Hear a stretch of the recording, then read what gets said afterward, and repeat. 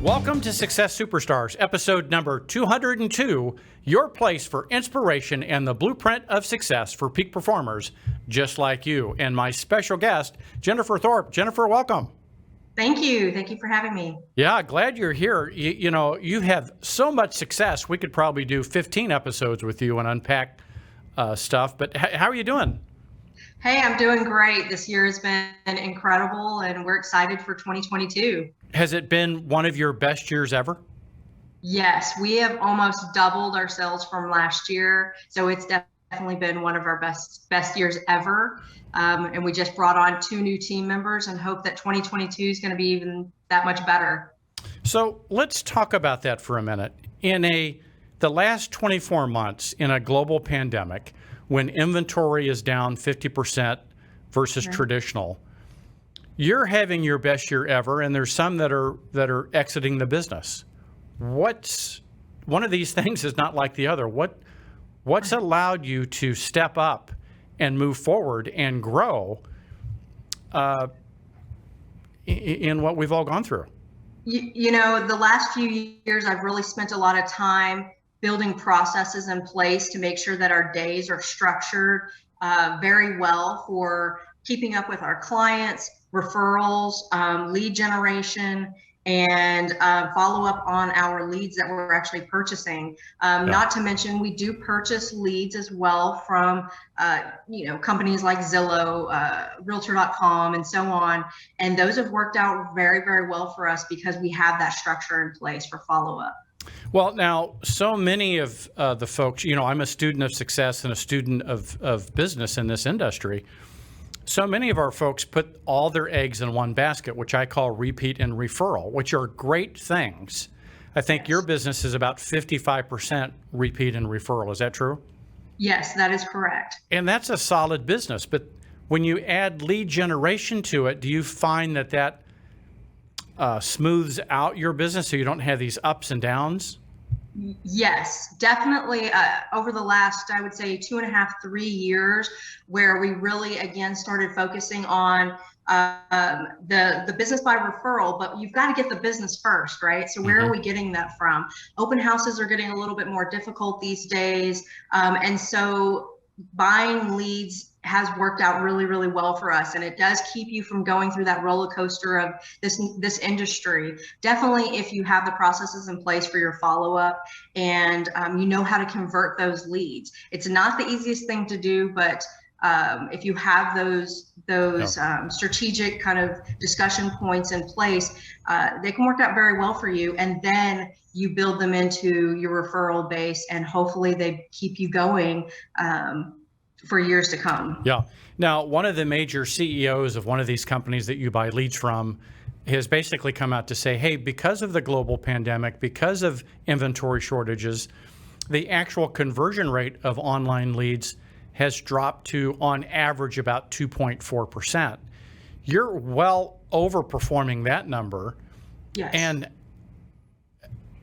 how? But well, first of all, how, before we get to how though, but regardless, even if you double that performance or triple it, let's say at best, the 10% conversion, it's still, you have to work the leads and get through the contacts to get through the ones that really want to do something.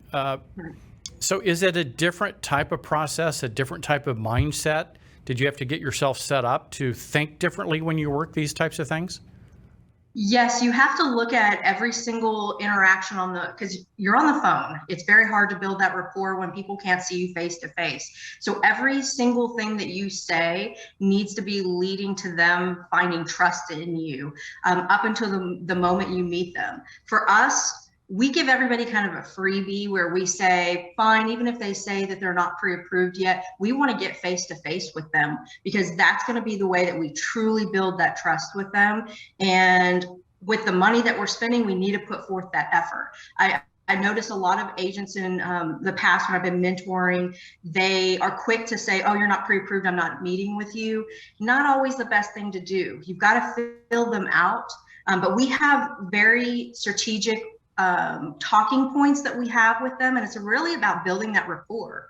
Why are you looking to buy a house? Is this your first home? Where are you moving from? Oh, great. And you find ways to really build that rapport and that connection. So maybe you find a common ground. Maybe they're in the military and you have someone that's in the military and you can connect that way, or they're coming from a state that you have family in, and you can find those talking points, and they seem to feel a little bit more comfortable with you. Not to mention, you've got to kind of qualify them. Why are they looking to buy? When are they looking to buy? Have they been pre-approved? Can you get them set up with one of your preferred lenders so that you can really get them in a trusted circle of business partners, and appear to look like the one that can get them to where they need to go and help them to successfully attain their goals? Right. So the basics: rapport building connection, and we know that people like to do business with who they know, like, and trust. And you can't get to know, like, and trust people if you don't meet with them. So, exactly. So getting to the first meeting is really an important step in your online lead generation process. Yes, absolutely. We want to be able to we qualify them over the phone. We, of course, want to be safe about it. But yes, we want to get face to face, because that's going to be where you really can figure out if they're serious and what their goals and their motivation is, because you can read them and they can read you, and they can read your sincerity and your desire to help them achieve their goal. Well, obviously you're a role model of both referral and repeat and lead generation. What would you say to the folks that just say, that lead generation stuff is just too much work, I'd rather do the easy stuff? Obviously the easier thing is a referral, has a much higher conversion rate. What would you say to those folks? By all means, we want to live by referral too, but it does take time to get there. And it really is going to depend on the kind of business that you want to grow. Now, everything is going to take effort. So if we try to take the easy way, honestly, you're going to find yourself in a position when the market falls, or we have a little stumble point, you're going to stumble as well, because you need to have your hands in multiple baskets. I was taught a long time ago that you need to have like 8 plates turning, spinning at one time to keep yourself afloat during times of change. Right. And so I took that to heart, and that has really driven everything that I've done in my business from that point on. Have you ever seen here in Fort Worth the 4-day weekend comedians? No, I haven't. Well, so the 4-day weekend, they're also business people, and they do business, they MC different business events, and they actually do an act where they spin 8 plates. Oh, well, there you go. And they tell this story as part of their MC about, if you have 1 plate, and they actually, between the 4 of them, they're spinning 8 plates, and they're spinning, and it's pretty cool. 4-day weekend. If you're in Fort Worth, you got to check it out.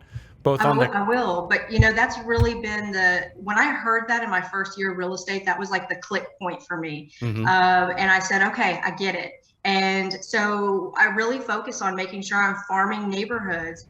Even as a team lead, I'm still farming neighborhoods. None of my business and my processes stop because I bring on other people. And I make sure that they're doing the same thing. I expect that they all are going to find a neighborhood and farm to that. If they can't afford to, they'll start to buy leads. They're going to live by building a referral kind of database. And that takes time. I came into the industry with only 30 person sphere of influence, and had to build it from the ground up. But you definitely can do it just through dedication and follow-up. Follow-up's the key. So have you always been resourceful? Have you always been driven? What created you to be the amazing entrepreneur that you are? It's been years and years in the making. So I grew up in a very male-dominated retail industry, worked my way up through the steps, and became a very high-level retail manager. But through all that, really built that base in me of what it takes to run a business, to successfully motivate people, to build the rapport with customers and clients, and keep them coming back to you. And it all really comes down to self-accountability, processes, and knowing what motivates you and motivates your team and keeps everybody going. But for me, when I got into this industry, there was no idea of this could fail. I focused on it and said, we will be successful. And thankfully it's all worked out. Yeah. You left yourself no other option. No, going back to working for someone else and helping their businesses to be successful was never going to be something I was going to go back to. I was going to make my business successful. Now, why do you do what you do? I do what I do for multiple different reasons. One is that, I think we're all kind of tired of working for other people and making them rich. So it's my turn now. Two, my husband and I were working all crazy hours. We were passing each other in the night, and that's not the relationship that we want to have. So this allows us to be able to work together because my husband is on my team. We work together all day, every day. We love it. And we get to have that freedom of what do we want to do? What makes us happy? How do we want to spend our days? And what kind of life are we building for each other and our families? And then also I do it because I love the industry. I always have. I bought my first home when I was 23 years old, and it just set me off in this direction for many years to come. And I love helping people. I want to drive them in the right direction. This is the biggest investment they're ever going to make in their life. And I want to be the person that helps them make the right one. Yeah. Now, what's it like having to work every day with your spouse? A lot of us, your spouse goes to work this way and you go to work that way. And like you said, you cross your paths, a couple hours at night. Right. Are there best practices of maintaining a strong marriage and also maintaining a business together? Yes, I will tell you, in the first year, it was difficult because we both were coming from high-level management positions. So we both were used to managing other people. Definitely for me, I'm a very A-type, direct in my approach. And so when he came onto my team now, there was that time where we had to take and say, okay, how are we going to play this? Because you're joining my team and we need to make this strong for us together. And sometimes it takes having some very difficult conversations, but you have to be very open with each other and know that each other has high expectations for each other and that you both have that common goal that you're trying to reach. But the first year was a little bit of a struggle. I definitely had some times where I was like, well, is this the right thing to do? But ultimately, we were open and honest with each other, and we got online. And we can't think of it being any other way now. Yeah. We absolutely love being with each other all the time. And sometimes that sounds a little crazy, but when he goes off to help clients and I go a different direction, and it's like sometimes we actually miss each other now. Right. But we love working with each other, but it does take having open and honest communication and both being willing to have that feedback. And a clear delineation, I'm going to call it the job description in a sense, what your strengths are, what his strengths are, what you're going to focus on, what he's going to focus on. The more clarity around that, then the less conflict. Yes? Yes, absolutely. Absolutely. Because like for my husband, he doesn't meet a stranger. He makes friends everywhere Right. and anywhere. And so I take advantage of that, bringing him on listing appointments and really having that so where I am as well, but he's just so much more outgoing that it helps us to build that rapport. And then I come in with the knowledge and expertise, and it really is offering that whole total package. And then we can also figure out which clients each of us fits better so that we make sure that we are successful with each of those leads and or referrals that we're getting and placing each other appropriately. Yeah. One of the things when I think of you and your team that you really excel at is really matching the personality to the client. Even, we all can change understanding the personality code.